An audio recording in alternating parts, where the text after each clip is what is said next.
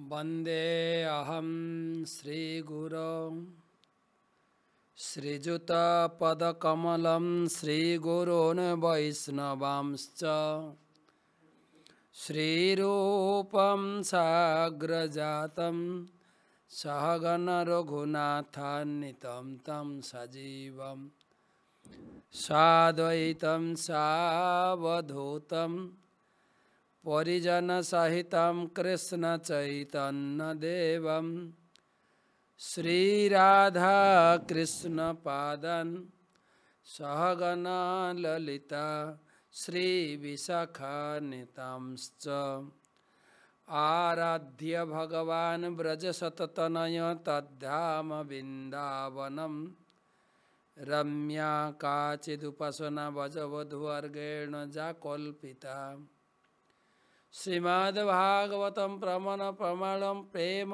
पुमार्थमोहन श्रीचैतन्य महाप्रभु मतभिदं तत्र आदर न परः नमो ॐ विष्णुपदाय कृष्णप्रेष्ठाय भूतले श्रीमते भक्तिवेदान्त स्वामिनिति नामिने नमस्ते सारस्वते देवे गौरवाणी प्रचारिणे निर्विशेष शून्यवादी पाश्चात्य देशतारिणे जय श्री कृष्ण चैतन्य प्रभु नित्यानंद श्री अद्वैत गदाधर श्रीवासदि श्री गौर भक्तबिंद हरे कृष्ण कृष्ण कृष्ण हरे हरे हरे राम राम राम हरे हरे। आज अनुलंबित भुजौ कनकावदातौ संकीर्तनैकपितरौ कमलायताक्षौ विश्वम्भरौ द्विजवरौ जुगधर्मपालौ वंदे जगत्प्रियकरौ करुणावतारौ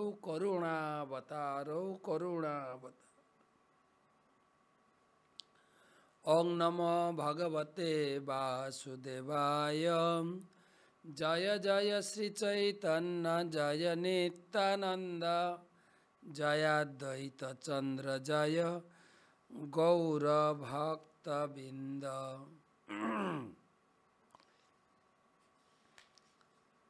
तो आमरा चंदन यात्रा बैशाख मासेर चंदन यात्रा उपलक्षे चैतन्य चरितामृत महाकाव्य थेके सरासरि श्रील कृष्णदास कविराज गोस्वामीर रचित অরিজিনাল পয়ার ছন্দে চৈতন্য চরিতামৃত বই থেকে আমরা পড়ছি শ্রবণ করছি। সুধী সজ্জন মণ্ডলী, চৈতন্য চরিতামৃত পিপাসু শত্রু মণ্ডলী সকলকে জানাই কৃষ্ণ প্রীতি শুভেচ্ছা। সেই সঙ্গে আপনাদের কাছে অনুরোধ, আপনাদের যাদের যাদের চৈতন্য চরিতামৃত গ্রন্থ গৃহে রয়েছে আপনারা গ্রন্থটা নিয়ে বসুন। গ্রন্থ থেকে আপনি শ্রবণ করুন। আপনার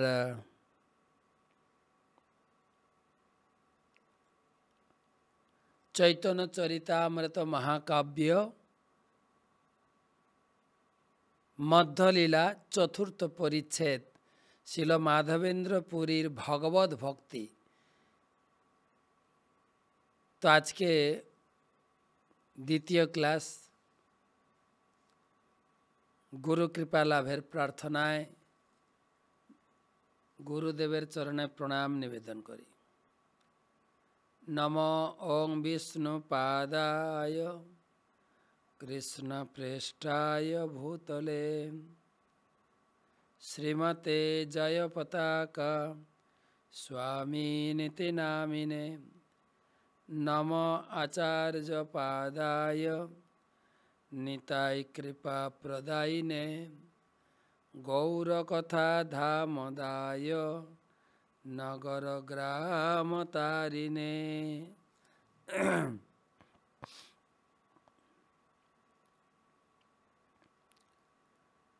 তো আলোচনা শুরু করছি আমরা 51 শ্লোক থেকে। শ্রীল কৃষ্ণদাস কবিরাজ গোস্বামী প্রথমে শ্রী মাধবেন্দ্র পুরীপাদকে প্রণাম করেছেন। যস্মৈ দাতুম চোরয়ন ক্ষীর ভাণ্ডম গোপীনাথ ক্ষীর চোরাভি ধভূত শ্রী গোপাল পাদুর সিদ্ধ্যস সন প্রেম যৎ প্রেমনা তম মাধবেন্দ্রম নতস্মি। যে মাধবেন্দ্র পুরীর ভগবত প্রেমে আকর্ষিত হয়ে ভগবান গোপীনাথ যার জন্য ক্ষীর চুরি করেছিলেন, সেই গোপীনাথের পরবর্তী নাম হয়ে গেল ক্ষীরচোরা গোপীনাথ। সেই প্রেমভক্তি প্রদর্শনকারী মাধবেন্দ্র পুরীপাদের চরণে আমি প্রণাম নিবেদন করি। তো 21 মাধবেন্দ্র পুরী বাংলাদেশের সেই সিলেট বিভাগের সুনামগঞ্জ বা বলা যায় পনাতীর্থ থেকে হেঁটে হেঁটে তিনি বৃন্দাবনে পৌঁছেছেন। বৃন্দাবনে পৌঁছে তিনি গিরি গোবর্ধন পরিক্রমা করেছেন। গিরি গোবর্ধন পরিক্রমা করে সন্ধ্যার সময় গোবিন্দ কুণ্ডে বসে নাম জপ করছে। আর সারাদিন খাওয়া পান কিছুই হয় নাই। ভগবান সাক্ষাৎ দুধের ভাণ্ড নিয়ে মাধবেন্দ্র পুরীর কাছে বলছেন, পুরী, সারাদিন তুমি কিছু খাওনি, কি বা করো ধ্যান, কার এত ধ্যান করছো, কার এত নাম জপ করছো, এই দুধ নাও খাও। মাধবেন্দ্র পুরী বললেন, আমি যে সারাদিন খাইনি তুমি কি করে জানলে? তোমার বাড়ি কোথায়? তোমার নাম কি? তখন সেই ছদ্মবেশী ভগবান গোপাল তিনি বলছেন, গোপ আমি এই গ্রামেতে বসি, এই পাশের গ্রামে আমার বাড়ি। আমার গ্রামের নিয়ম আছে,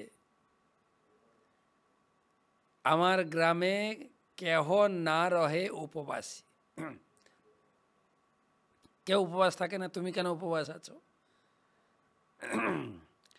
কেহ অন্ন মাগি খায়, কেহ দুগ্ধাহার, আর অযাচক জনে আমি দিয়ে তো আহার।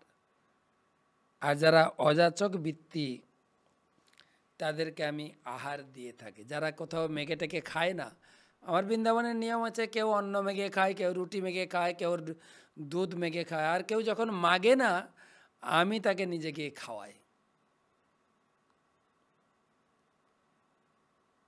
হে মাধবেন্দ্র পুরী, এই দুগ্ধ ভাণ্ডটা তুমি দুগ্ধটা পান করে তুমি খেয়ে দে ধুয়ে রাখবে পাত্রটা, আমি পরে এসে নিয়ে যাব, কারণ আমাকে গোদাহন করিতে চাহি, শীঘ্র আমি যাব, আর বার আসি আমি এই ভাণ্ড লইব। দুধ পান করে এই ভাণ্ডটা জলে ধুয়ে রাখবে, আমি পরে নিয়ে যাব, কেননা আমাকে গোদাহন করতে হবে। ভগবান চালাকি করে মাধবেন্দ্র পুরীর পাশ থেকে পালিয়ে গেলেন, কেন পাছে মাধবেন্দ্র পুরী আমাকে ধরে ফেলে যে আমি ভগবান। তাই গোদাহন করিতে আমি শীঘ্র যাব। এদিকে মাধবেন্দ্র পুরী দুধ পান করেছেন, দুধ পান করার পরে ভাণ্ড ধুয়ে বসে আছেন, রাস্তার দিকে তাকিয়ে। সেই বালকটা আবার আসবে, এসে আমার কাছে দুধের ভাণ্ডটা নিয়ে যাবে। কিন্তু রাত হলো, মধ্যরাত্রি, ভোর রাত্রি গড়িয়ে গেল, সে বালক পুনঃ না এলো না। আর সারা রাত বসে নাম গ্রহণ করছেন। তো ঘুম আসছে না। ভগবানের ইচ্ছায় তার একটু তন্দ্রা হলো, তন্দ্রা। কেন মাধবেন্দ্রপুরী না ঘুমালে ভগবান আসতে পারছেন না তার কাছে। যেই তন্দ্রা হলো, তখন সেই ছেলেটা, সে গোপাল ছদ্মবেশী গোপ, এসে হাত ধরে নিয়ে গেলেন। দেখো, এই জঙ্গলের ভিতরে আমি পড়ে আছি, ম্লেচ্ছ ভয়ে আমার পূজারীরা মন্দির থেকে বের করে আমাকে জঙ্গলে রেখে তারা পালিয়ে গেছে। আমি হচ্ছে গোবর্ধনধারী, উঠিয়েছিলাম বজের অধিকারী শ্রী গোবর্ধনধারী। তো তুমি আমার সেবা পূজা শুরু করো। তো সেবা পূজা শুরু হলো। এখন গ্রামের সব লোককে ডেকে জঙ্গল পরিষ্কার হচ্ছে। শনি লোক, 50 নম্বর শ্লোক, শনি লোক তার সঙ্গে চলিলা হরিষে, কুঞ্জ কাটি দ্বার করিলা প্রবেশ। সবাই অল্প একটু জঙ্গলটা পরিষ্কার করতেই গোপালের দর্শন হয়ে গেল। আজকের যে আলোচনা 51 থেকে, ঠাকুর দেখিলা মাটি তৃণে আচ্ছাদিত, দেখি সব লোক হইল আনন্দে বিস্মিত। অল্প একটু জঙ্গল পরিষ্কার করতেই ঠাকুরকে দর্শন পাওয়া গেল, আর সবাই হরিধ্বনি, উলুধ্বনি, কি আনন্দ! আরে ঠাকুর পাওয়া গেছে, পাওয়া গেছে। মাধবেন্দ্রপুরী যা বলেছেন এটা একদম সত্য।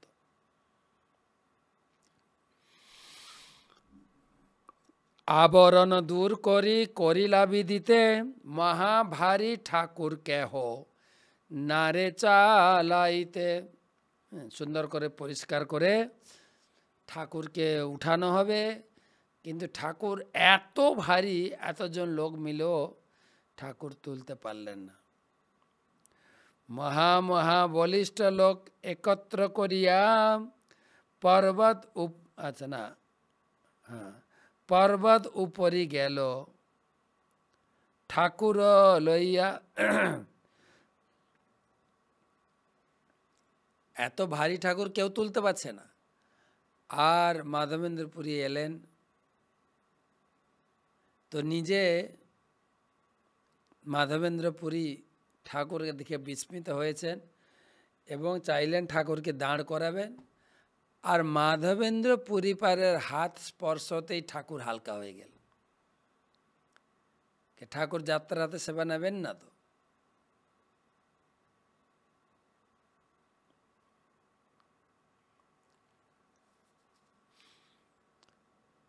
পাথরের সিংহাসনে ঠাকুর বসাইল, বড় এক পাথর পৃষ্ঠে অবলম্বন দিল।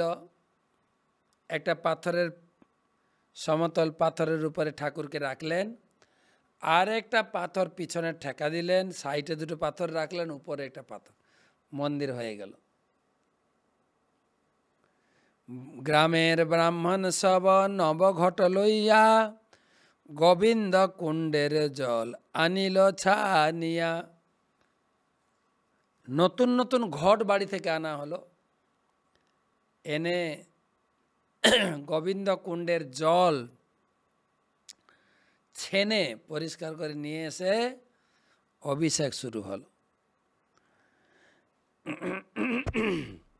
নবশত ঘট জল কৈল উপনীত, নানা বাদ্য ভেরি বাজে স্ত্রীগণ গায় গীত। আর বাজনা বাজানো শুরু হয়েছে, ব্যান্ড পার্টি, তাসা পার্টি, উলুধ্বনি, শঙ্করধ্বনি, হরিধ্বনি, মৃদঙ্গ, করতাল, তাল। ভগবান বেরিয়েছেন, তিনি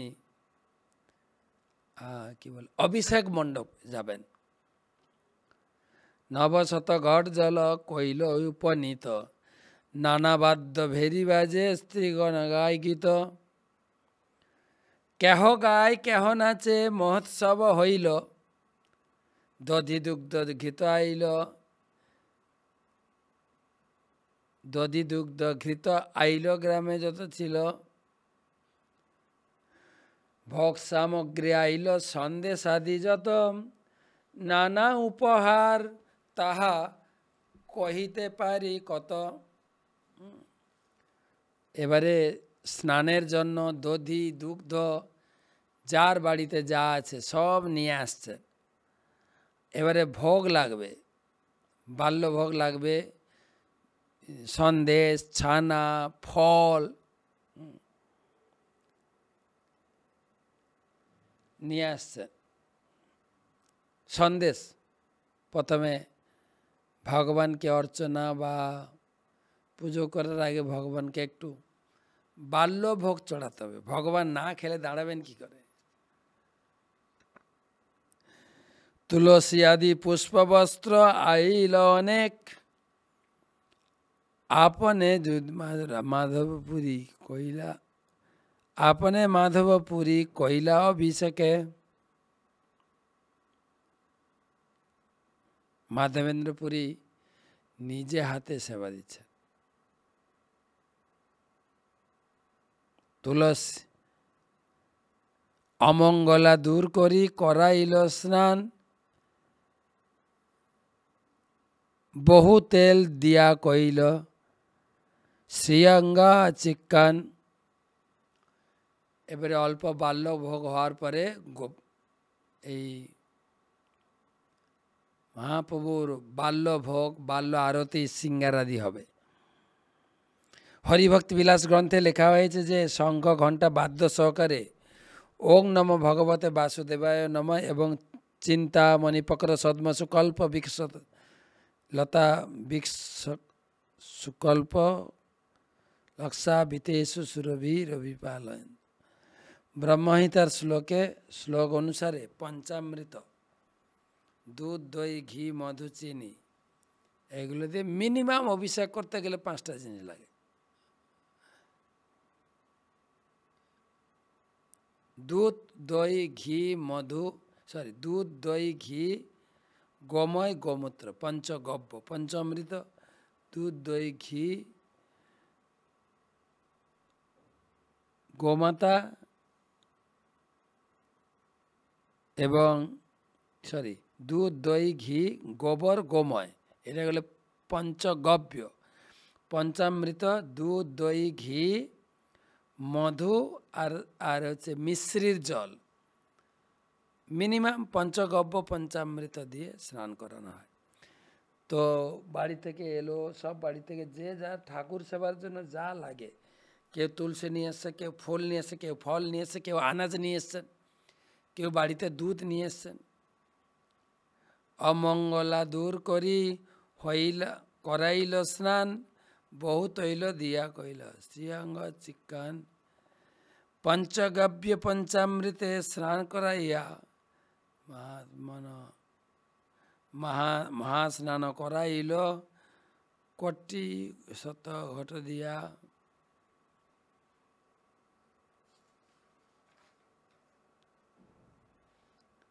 প্রভুপাদ তাৎপর্য লিখছেন পঞ্চামৃত আর পঞ্চগব্যটা কি। দুধ, দই, ঘি, গোমূত্র, গোময় এই সবকটি দ্রব্যই গাভী থেকে আসছে। আমরা অনুমান করতে পারি গাভী কতটা গুরুত্বপূর্ণ।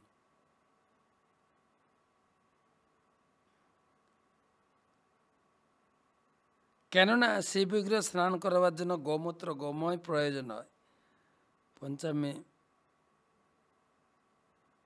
পঞ্চামৃত হচ্ছে দুধ, দই, ঘি, মধু, চিনি। ওখানে থাকছে পঞ্চগব্যতে থাকছে গোময়, গোমূত্র আর এখানে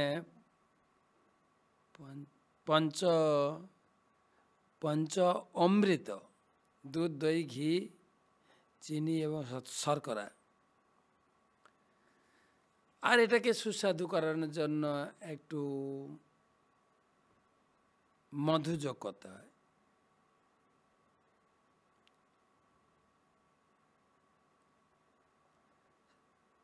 শ্রীঅঙ্গ মার্জন করি যত্ন করাইল, শ্রীঅঙ্গে মার্জন করি চন্দন তুলসী পুষ্প মালা লইয়ে দিল। শ্রীঅঙ্গ মার্জন করে তিনি বস্ত্র পরালেন, তারপর চন্দন তুলসী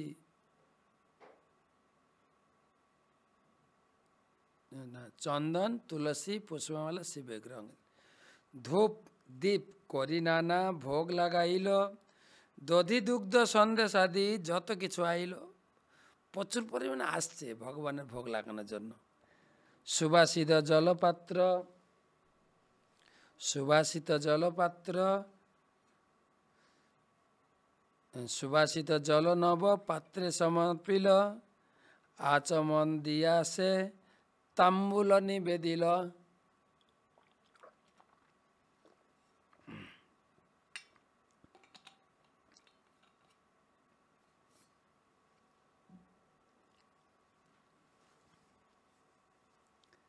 আরাত্রি করি কইল বহুত স্তবন, দণ্ডবত করি কইল আত্মসমর্পণ। এবারে আরতি করা হলো, আরতির শেষে একদম দণ্ডবত হয়ে প্রণাম করলেন। গ্রামের যতক তণ্ডুল দালি গধুম চূর্ণ, সকল আনিয়া দিল পর্বত হইল পূর্ণ। এবারে গ্রামে যার বাড়িতে যা যা ছিল, চাল গম সবজি মশলা সব নিয়ে এসে পর্বতের মতো ভরে গেছে। কুম্ভকার ঘরে ছিল যেমিত ভাজন, সব আনাইল প্রাতে চড়িল রন্ধন। এবং কুম্ভকারের বাড়িতে কুমোর, যারা হাঁড়ি বাসন তৈরি করে মাটির, তার বাড়িতে যত হাঁড়ির বাসন ছিল রান্নার জন্য, আমার বাড়িতেও দেখেছি মৎসব রান্নাটা মাটির হাঁড়িতে হয়েছিল। অন্ন হবে, সবজি হবে, সব মাটির হাঁড়িতে। সেই জন্য মাটির ভাঁড় সব নিয়ে আসা হয়েছে রান্নার জন্য। 10 বিপ্র অন্ন রান্ধি করে এক স্তূপ, 5 জন রান্ধে ব্যঞ্জন নানাদি নানা সুখ। 10 জন অন্ন ফুটাচ্ছিল, তার মানে কত লোক এসছিল। পুরো বৃন্দাবন ভেঙে এসে গোপালকে দর্শনের জন্য। খবর হয়ে গেছে গোপাল স্বপ্নাদেশ দিয়ে মাধবেন্দ্র পুরীর মাধ্যমে জগতে প্রকাশিত হয়েছে। তো তাই খালি হাতে কেউ আসছে না, যার বাড়িতে যা আছে ওটা নিয়ে এসে গোপালকে অর্পণ করেছেন। আর সেগুলো দিয়ে রান্না হচ্ছে। 10 জন অন্ন রান্না করছেন, আর 5 জন বিভিন্ন প্রকারের স্যুপ। এখন তো আমরা স্যুপ খেতে প্রচলিত হয়ে গেছি। এখানে স্যুপ কথাটার মানে হচ্ছে রসা সবজি।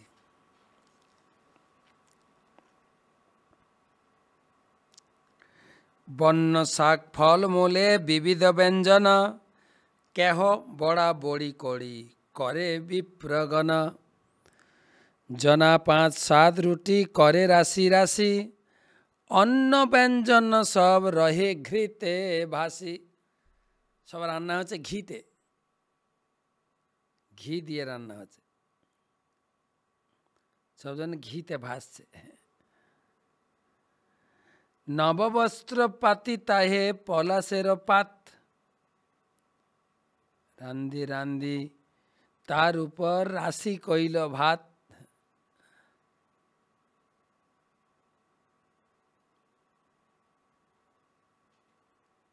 তার পাশে রুটি রাশির পর্বত হইল, সুবাদি ব্যঞ্জন ভাণ্ড চৌদিকে ধরিল।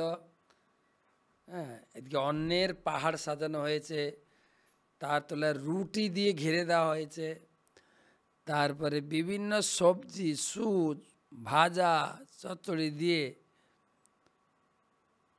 এই অন্নকে সুন্দরভাবে ডেকোরেশন করা হয়েছে। ভোগের প্লেটটা সুন্দর করে একটু সুন্দর করে সাজিয়ে দিলে ভালো লাগে। বড় বড় হোটেলে যাবেন, ঠাকুর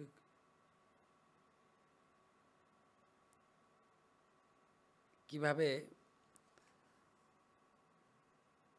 ভোগ লাগানো হচ্ছে, তার পাশে দধি দুগ্ধ মাঠা শিখরিনি। শিখরিনিটা জানি নাকি, মাঠা মানে ঘোল।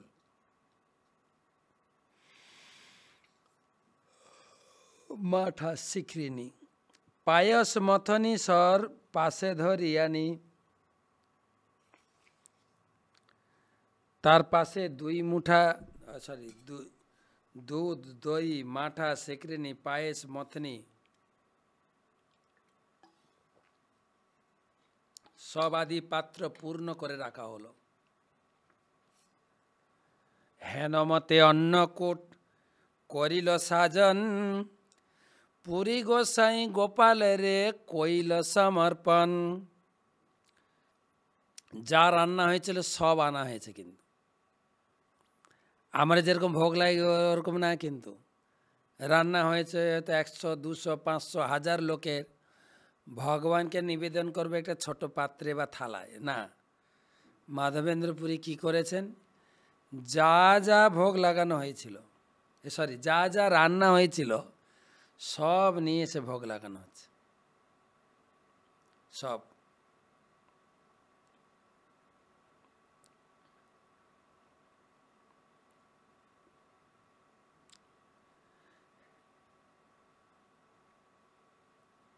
হেনমতে অন্নকূট করিল সাজন, পুরী গোসাই গোপালেরে কইল সমর্পণ। অনেক ঘট ভরি দিল সুবাসিত জল, বহুদিনের ক্ষুধায় গোপাল খাইল সকল। মাধবেন্দ্র পরিবার সব কিছু নিবেদন করার পরে সুবাসিত জল পান করছে, দিলেন। আর মাধবেন্দ্র পুরী দেখছেন গোপাল সব নিজেই খাচ্ছেন। বহুদিনের ক্ষুধায় গোপাল খাইল সকল। যদ্যপি গোপাল সব অন্ন ব্যঞ্জন খাইল, তার হস্ত স্পর্শে পুনঃ তেমনি রহিল। যদিও গোপাল মাধবেন্দ্র পুরীর সামনে সব খেয়ে নিলেন, কিন্তু পুনরায় গোপালের ইচ্ছায় যেরকম এটি ছিল সেরকম। তাৎপর্য,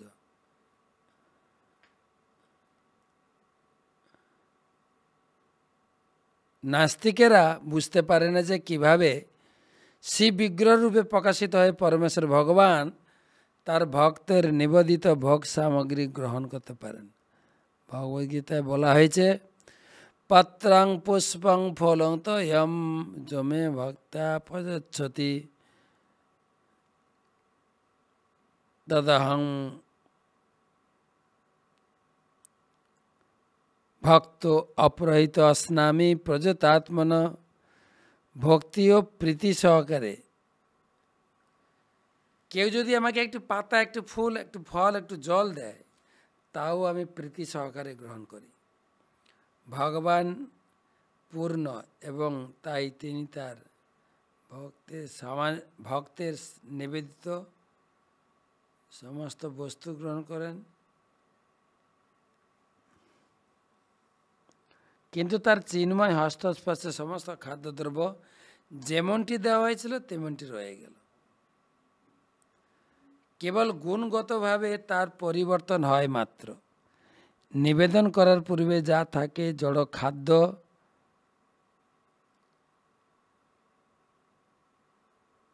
পূর্ণমেবাবশ্যি। নিবেদন করার পূর্বে যা থাকে জড় খাদ্য নিবেদন করার পরে তা চিন্ময় প্রসাদে পরিণত হয়। ভগবান যেহেতু পূর্ণ, তাই ভোগ সামগ্রী গ্রহণের পরেও তা তেমনই থেকে যায়। পূর্ণস্য পূর্ণমাদায় পূর্ণমেবাবশিষ্যতে। শ্রীকৃষ্ণের উচ্ছিষ্ট গুণগতভাবে শ্রীকৃষ্ণ থেকে অভিন্ন। শ্রীকৃষ্ণ যেরকম অব্যয়, শ্রীকৃষ্ণের উচ্ছিষ্ট শ্রীকৃষ্ণ থেকে অভিন্ন হওয়ার ফলে তা অব্যয়। আর তাছাড়া শ্রীকৃষ্ণ তার যে কোনো অপ্রাকৃত ইন্দ্রিয় দিয়ে আহার করতে পারেন। তিনি চোখ দিয়ে দেখে কিংবা চোখ কেবল হস্ত স্পর্শ করার মাধ্যমেও আর কিন্তু সাধারণ মানুষের মতো ক্ষুধার্ত না হলে কিন্তু তবুও তিনি ক্ষুধার্ত হওয়ার মতো লীলা করেন এবং তার তিনি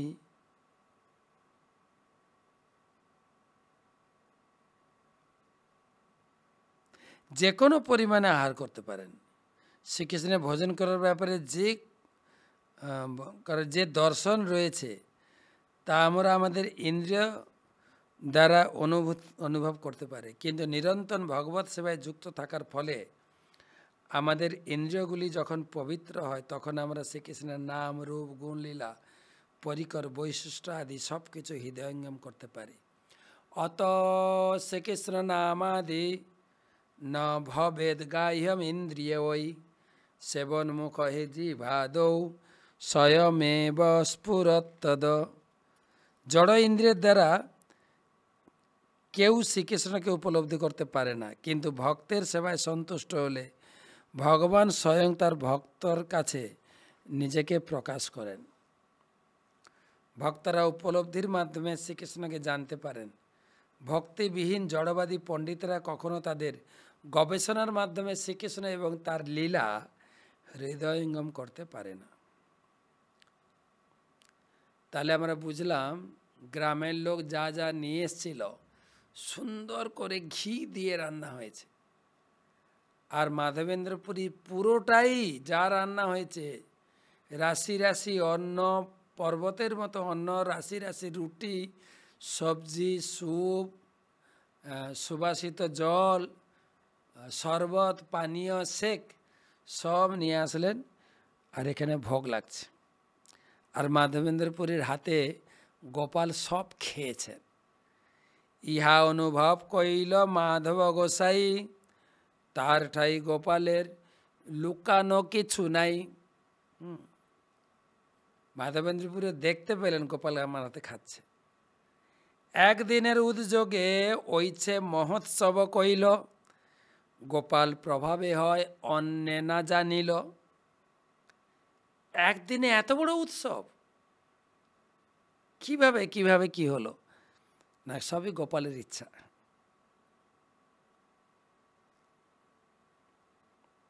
তাৎপর্য অতি অল্প সময়ের মধ্যে, প্রভুপাদ বলছেন আমারও অতি অল্প সময়ের মধ্যে কৃষ্ণ ভাবনামৃত আন্দোলন সারা পৃথিবী জুড়ে প্রচারিত হয়েছে। তা দেখে সাধারণ মানুষ অত্যন্ত আশ্চর্যান্বিত হয়েছে। কিন্তু চৈতন্য মহাপ্রভুর কৃপায় আমরা বুঝতে পারি যে শ্রীকৃষ্ণের কৃপায় সবই সম্ভব। 5 বছর কেন, কেবল 5 দিনের মধ্যেই তিনি তার নামের মহিমা সারা পৃথিবী ছড়িয়ে দিতে পারেন। শ্রীকৃষ্ণের প্রতি যাদের শ্রদ্ধা ও ভক্তি রয়েছে তারা বুঝতে পারেন যে চৈতন্য মহাপ্রভুর কৃপায় এই রকম অলৌকিক কার্য সম্ভব। আমরা কেবল তার হাতিয়ার বিশেষ। মাত্র 18 দিন ব্যাপী কুরুক্ষেত্রের ভয়ঙ্কর যুদ্ধে অর্জুনের জয় হয়েছিল, কেননা কৃষ্ণ তাকে কৃপা করেছিলেন। যত্র যোগেশ্বর কৃষ্ণ যত্র পার্থ ধনুর্ধর, যত্র শ্রী বিজয় ভূতি ধ্রুবা নীতিমতির মম। যেখানে যোগেশ্বর শ্রীকৃষ্ণ ধনুর্ধর অর্জুন রয়েছেন সেখানেই শ্রী, ঐশ্বর্য, বিজয়, অসাধারণ শক্তি ও নীতি বিরাজ করছে। এটি হচ্ছে আমার অভিমত। কৃষ্ণ ভাবনামৃত আন্দোলনের প্রচারকরা যদি ঐকান্তিক কৃষ্ণ ভক্ত হয় তাহলে শ্রীকৃষ্ণ সর্বদাই তাদের সঙ্গে থাকবেন, কারণ তিনি তার ভক্তদের প্রতি অত্যন্ত কৃপাপরায়ণ ও অনুকূল। কুরুক্ষেত্রের যুদ্ধে যেমন অর্জুন ও শ্রীকৃষ্ণের জয় হয়েছিল, এই কৃষ্ণ ভাবনান্ত আন্দোলনের বিজয় তেমনি অবশ্যম্ভাবী। যদি আমরা ভগবানের ঐকান্তিক ভক্ত হই, আমাদের পূর্বর্তন আচার্যবর্গের নির্দেশ অনুসারে ভগবানের সেবা করি, শিল নরোত্তম দাস ঠাকুরকে যে গেয়ে গেছেন, তাদের চরণ সেবী ভক্ত সনেবাস, জনমে জনমে হয় এই অভিলাষ। কৃষ্ণ ভাবনাময় ভক্তদের আদর্শ কর্তব্য হচ্ছে অন্যান্য ভক্তদের সঙ্গ করা। ভক্ত সনেবাস, তারা কৃষ্ণ ভাবনা ভক্ত সনেবাস, তারা কৃষ্ণ ভাবনামিত সঙ্গ বা বাইরের আন্দোলনে বাইরে কোথাও যেতে পারেন না। সঙ্ঘের মধ্যে থেকে আমরা সারা পৃথিবী জুড়ে শ্রী চৈতন্য মহাপুরুষ সংকীর্তন আন্দোলন প্রচার করে এবং তার নাম ও যশ বিস্তার করে পূর্বর্তন আচার্যবর্গের সেবা করা উচিত। ভক্তদের সাথে আমরা যদি ঐকান্তিকভাবে চেষ্টা করি, তাহলে তা সফলই হবে। কিভাবে যে তা সম্ভব হবে, সেই জন্য আমাদের জল্পনা কল্পনার প্রয়োজন নেই, কিন্তু শ্রীকৃষ্ণের কৃপায় নিঃসন্দেহে তাই হবে। আচমন দিয়া দিল বিড়ক সঞ্জয়, আরতি করিল লোকে করে জয় জয়। শ্রী মাধবেন্দ্র পুরী গোপালকে মুখ ধোয়ার জল দিলেন এবং তাকে তাম্বুল নিবেদন করলেন। তারপর আরতি করার সময় সমস্ত লোক জয় জয় ধ্বনি দিয়েছিল। সজ্জা করাইল নতুন খাট আনাইয়া, নববস্ত্র পাতি তার উপরে পাতিয়া, তৃণটাটি দিয়া চারিদিক আবরিল, উপরেতে এক টাটি দিয়া, টাটি মানে বাঁশের চাঁচড়া, উপরে দিয়ে ঠাকুরকে শয়ন দিলেন। পুরী গোসাই আজ্ঞা দিল সকল ব্রাহ্মণে, আবাল বৃদ্ধ গ্রামের লোক করা অভোজনে, সবে বসি ক্রমে ক্রমে ভোজন করিল, ব্রাহ্মণ ব্রাহ্মণীগণে আগে খাওয়াইল। এটা সমাজের একটা রীতি। আগে ব্রাহ্মণ, তারপরে ক্ষত্রিয়, তার বয়স্ক, মাতাজি, বালক। বর্ণাশ্রম ধর্মে ব্রাহ্মণদের সবার আগে সম্মান জানানো হয়। তাই সেই উৎসবে ব্রাহ্মণ এবং ব্রাহ্মণ পত্নীদের প্রথম প্রসাদ দেওয়া হয়েছিল, তারপর অন্যান্যদের মহাপ্রসাদ দেওয়া হয়েছিল। এই প্রথা চিরকাল চলে আসছে এবং জাতি ব্রাহ্মণেরা ব্রাহ্মণোচিত গুণে গুণান্বিত না হলেও ভারতবর্ষে এই প্রথা আজও প্রচলিত আছে। তার কারণ হচ্ছে ভারতবর্ষে এখনও বর্ণাশ্রম প্রথা অনুসরণ করা হয়। অন্য গ্রামের লোক যত দেখিতে আইল, গোপাল দেখিয়া সবে প্রসাদ খাইল, দেখিয়া পুরীর প্রভাব লোকে চমৎকার, পূর্বে অন্নকূট যেন হইল সাক্ষাৎকার। একদিনে এত বড় উৎসব হয়ে গেল, সবাই দেখে অবাক। একটা উৎসব করতে গেলে কত আয়োজন লাগে, কিন্তু অটোমেটিক হয়ে যাচ্ছে, সব লোক নিয়ে আসছে। পূর্বে দ্বাপর যুগের শেষে সমস্ত ব্রজবাসীরা যখন ইন্দ্র পূজার আয়োজন করছিলেন, তখন কিন্তু তারা শ্রীকৃষ্ণের নির্দেশ অনুসারে ইন্দ্র পূজার পরিবর্তে গাভী, ব্রাহ্মণ ও গোবর্ধন পর্বতের পূজা করছিলেন। সেই সময় শ্রীকৃষ্ণ নিজেকে বিস্তার করে ঘোষণা করছিলেন, আমি হচ্ছে গিরি গোবর্ধন। এভাবেই তিনি গোবর্ধন পর্বতকে নিবেদিত সমস্ত নৈবেদ্য গ্রহণ করেছিলেন। পচ্যন্তাং বিবিধা পাকা সুপন্তা পায়সাদয়, সংজাপাপু সংকুল্য সর্বদেহাশ্চ গৃহ্যতম, কালাত্মনা ভগবতা শত্রুদর্পম জিঘাংসতা, প্रोक्तं निशम्यनन्द्याद्य साद्य गृह्णन्त तद्वच, तथा च देवधू सर्व्यं यथाह मधुसूदन, वाचयित्य सत सन्तयनं দ্রব্যবেন গিরিদ্বিজান উপহৃত্য বলিন সর্বান আদৃত যবসম গবাম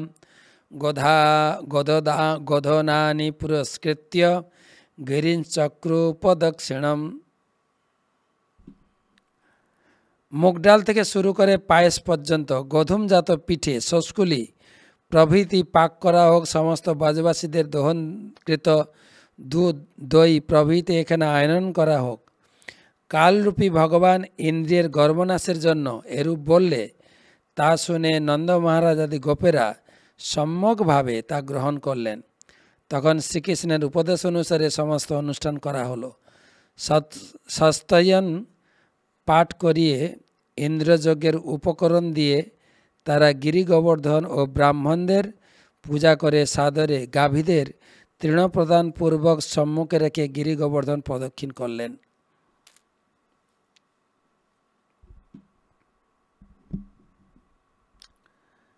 সকল ব্রাহ্মণে পুরী বৈষ্ণব করিল, সেই সেই সেবা মধ্যে সবানীয় জিল। সেখানে উপস্থিত সমস্ত ব্রাহ্মণদের মাধবেন্দ্রপুরী দীক্ষা দান করে বৈষ্ণবে পরিণত করলেন এবং তাদের ভিন্ন ভিন্ন সেবায় নিয়োজিত করলেন।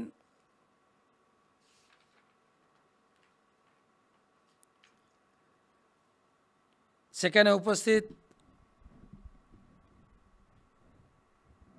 যতজন ছিলেন তাদেরকে ভিন্ন ভিন্ন সেবায় লাগালেন। যারা ব্রাহ্মণদেরকে দীক্ষা দিয়ে বৈষ্ণব করে তাদেরকে সেবায় লাগালেন। তো এই 87 শ্লোক থেকে আমরা পড়ব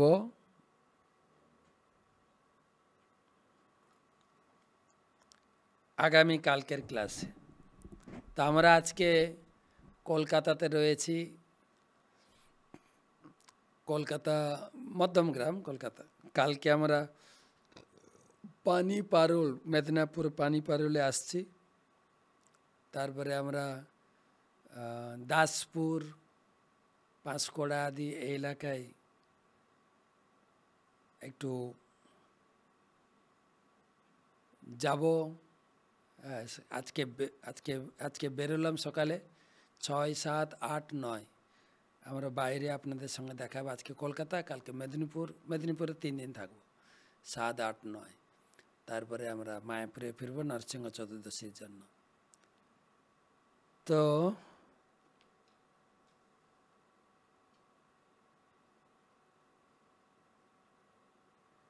পিয়ালি রায় হাওড়া থেকে,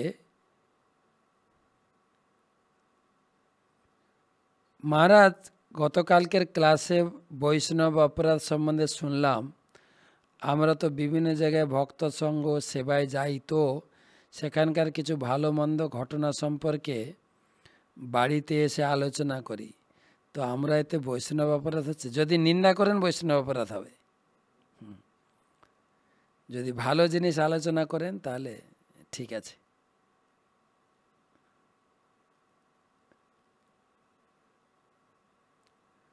তারপরের প্রশ্ন, প্রেমাংশু দত্ত, কলকাতা। আপনি কালকের ক্লাসে বলেন যে বৈষ্ণব চিনিতে নারে দেবেরও শকতি, আর রঘুগণ মহারাজ বললেন আমি কোনো অস্ত্র ভয় করি না, শুধু বৈষ্ণব অপরাধকে ভয় করি। গীতায় ভগবান বলেছেন কেউ যদি আমার ভক্তকে অবহেলা করে আমি তাদের জন্ম জন্মান্তরে ওষুধ জনিতে নিক্ষেপ করি। আমার প্রশ্ন, আমি জেনে বা না জেনে যদি অপরাধ হয়ে যায় তাহলে প্রতিদিন কিভাবে ওনাদের চরণে ক্ষমা প্রার্থনা করব? যদি জানতে পারেন ওনার চরণে অপরাধ হয়েছে তাহলে অবশ্যই ওনার চরণ ধরে আপনি ক্ষমা চাইবেন।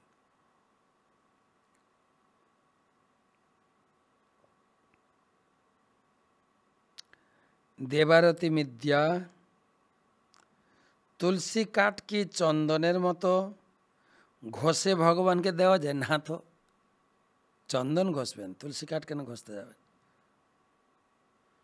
তো যাই হোক, এই চন্দন যাত্রার সম্বন্ধে যদি আপনার কিছু প্রশ্ন থাকে আমার হোয়াটসঅ্যাপ নাম্বার যে বোর্ডে দেওয়া আছে ওতে পাঠাবেন। আর এই সময় আপনি চৈতন্য চরিতামৃত গ্রহণ করতে পারেন। যাদের কাছে নেই, এই পবিত্র সময়ে বিশেষ কৃপা চৈতন্য মহাপুর চৈতন্য চরিতামৃত গ্রহণ করতে পারেন। তো ঠিক আছে, ধন্যবাদ, শুভরাত্রি।